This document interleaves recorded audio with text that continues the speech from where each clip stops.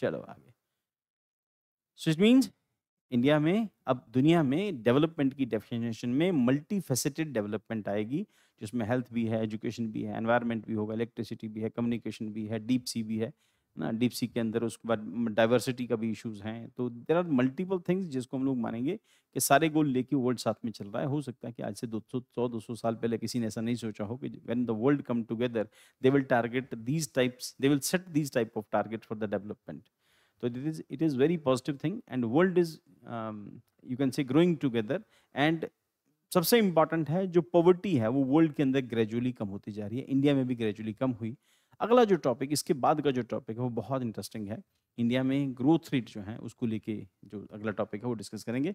अभी इसके ऊपर आते हैं, fresh voter rules in Bihar, no entry without birth proof.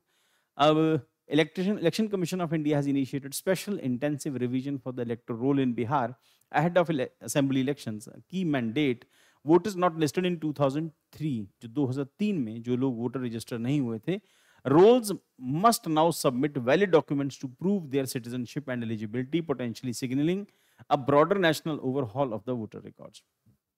तो अभी जो लोग वोटर 2003 की लिस्ट में रजिस्टर नहीं हुए थे बिहार में, उन लोगों के लिए नया सिस्टम लेके आए हैं कि आपको बर्थ सर्टिफिकेट लेके आने हैं, पेरेंट्स के सर्टिफिकेट लेके आने हैं, तब जाके आपको नए इलेक्टोरल रोल में इंक्लूड करेंगे।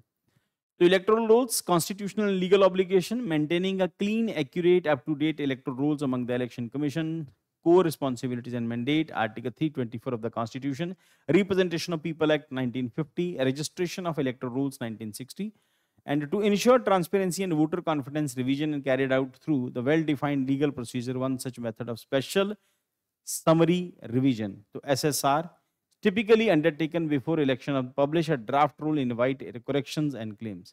तो जब भी इलेक्शंस होता है तो उससे पहले आपके जो क्लेम्स होते हैं और करेक्शन के लिए आपसे एप्लीकेशन मांगी जाती है कि अगर आपके नाम में कुछ गड़बड़ है या फिर फोटो में कोई गड़बड़ है या फिर जेंडर में कुछ गड़बड़ लिखी हुई है वहाँ पे, तो उसको आप करेक्शन करा सकते हैं। So there are three recognized types of revision under Rule 25(1) of RER and registration of election rules. Intensive revision है, summary revision है, partially intensive है, partially summary revisions हैं। अब क्या provisions हैं? What changes? Voters not included in 2003 rules are now mandated to submit documentary proof of eligibility, a stricter requirement aligning with the Citizenship Act 1955. अब उसके accordingly citizenship act 1955 के accordingly आपको जो documents हैं अभी डिस्कस करेंगे हम लोग, फॉलोइंग डॉक्यूमेंट्स आपको सबमिट कराने हैं। अब उसमें it is very interesting that born before July 1 1987, born before must submit self issued proof of birth certificate और स्कूल रिकॉर्ड। तो सेल्फ इशूड प्रूफ है बर्थ सर्टिफिकेट और स्कूल रिकॉर्ड्स का कि if you are born before July 1 1987 and born between July 1 1987 to 2004, December 2004,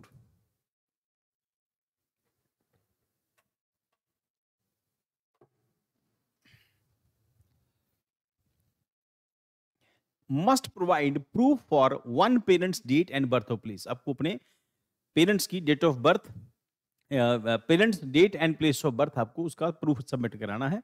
one parents date and place of birth. If you are born after December 2004 must furnish both parents birth documents. Obviously अब 2004 के बाद आपका birth हुआ, आपके parents के पास birth document जरूर होंगे।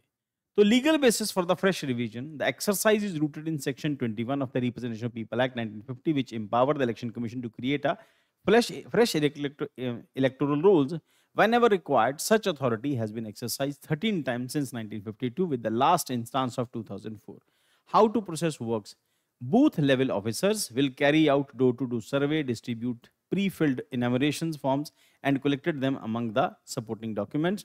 Form can also be submitted online via SENet app of official ECI website, and election registration officers are responsible for the final verification under section 23. In case of disputes, assistant electoral registrar officer will conduct the inquiry. Appeals can be filed under section 24 before district magistrate and chief electoral officer.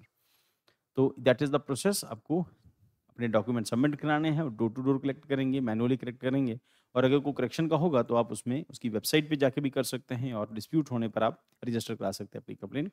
What is happening in Bihar? Election Commission has launched a special intensive revision of Bihar for upcoming state polls. The move comes after 21-year gap, with the last such revision conducted in 2003. EC cited reasons such as rapid urbanization हुआ है, उसके बाद rising internal migration है, a growing number of new voters. Internal migration मतलब बिहार से लोग दूसरी जगहों पे चले गए, and the growing number of new voters, unreported deaths हैं, और infiltration by the foreign nationals. अब infiltration के अंदर बांग्लादेश से आए हुए कुछ लोग और जो रोहिंग्याज आए हैं, जो बिहार में आके सेटल हो गए या फिर बांग्लादेशी बिहार में सेटल हो गए, उनको है ना बाहर करने का एक तरीका है। The intensive revision is aimed at producing error-free and tamper-proof rules ahead of the crucial state elections, new guidelines for EVM and VVPAT handling. In a separate but significant move, the EC has also revised its protocol regarding the treatment of EVMs and VVPATs that contain mock poll data and old practices. Machines that were not cleared for mock poll data or slips were excluded from the count but only if their vote count exceeded the winning margin. New rule: now all such machines will be counted, but on separate table, the mock votes will be subtracted based on the mock vote certificate. Ensuring accountability in the polling booth. To enforce discipline, the EC has warned the strict action against presiding officer and polling officer if they fail to erase mock poll data from EVM control until or do not remove VVPAT slips post mock polling. Disciplinary actions will be taken to ensure accountability and procedural compliance. तो sir हालांकि हर election से पहले इस तरह से mock polling की जाती है। उन्होंने कहा कि मशीनों को लेके आप अपडेट रखो और अगर मशीनों में कुछ गड़बड़ होती है या फिर जो जो नए स्टिकर नॉर्म्स हैं उसके अकॉर्डिंगली मॉक पोल होएगी और जो एक्शंस होंगे अगर वो ठीक से काम नहीं कर रही, परफॉर्म ठीक से नहीं कर रही, तो ऑफिसर्स के अगेंस्ट एक्शन होएगा।